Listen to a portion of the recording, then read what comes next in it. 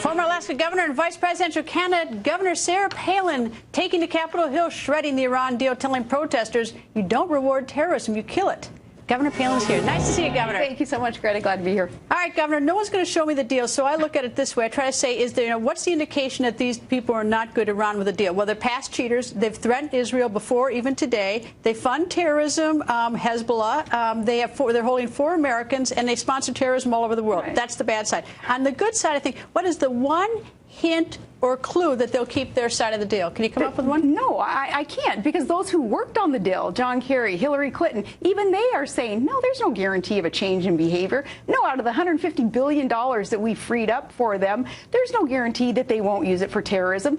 We were seeking that kind of confirmation from those who worked on the deal that there would be something good in it. But no, for the life of me and probably most Americans, we have not received that message about what's good in the deal. So why do you think some Democrats are voting for it, and why do you think the president likes it? Yeah. Well, on the Hill today, in speaking with some senators, they're insisting that President Obama has so twisted arms on this one that it's become a partisan issue, which is unfortunate because, as I said in my speech, you're either for Israel being put on the path towards destruction or you're not. It's not partisan. I think a few months ago, had the vote been taken on this treaty, and I call it a treaty, I don't know why it's not characterized or categorized as a treaty, but a deal.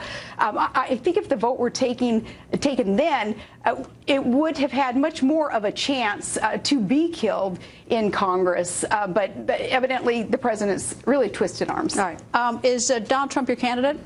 Oh, goodness, he's doing so great. Did you hear his speech? His speech that resonates with what average Americans are thinking, that they're asking too. Why in the world would we even negotiate with terrorists?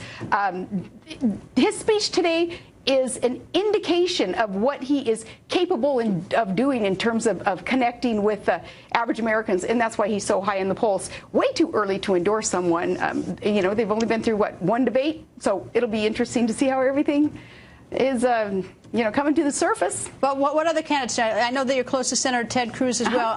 What about Dr. Ben Carson? How about Carly Fiorina? She's an outsider. I am very thankful that all of these folks are willing to put themselves out there in the name of service. It's brutal. You know, it's really tough. And those who have that much confidence in themselves and in their message, you know, more power to them for being willing to be out there and organize what is needed to keep going in this race. All right, you used the term brutal. You said at the start of your speech, I heard it, I was listening to it, you talked about our D.C. weather here. Gosh. I felt like I was in a Bikram hot yoga class today. How do you guys do that out there? It's awfully cold up in Alaska. Let me tell you, I've been in Fairbanks in February, so, you know, it's pretty rough up in Alaska. I was like a drowned sheepdog out there by the end of that speech. Anyway, Governor Palin, welcome to Washington. Come back in the winter. It's a little cooler. Yeah, thank you so much. Nice to see you. Thanks. And don't forget,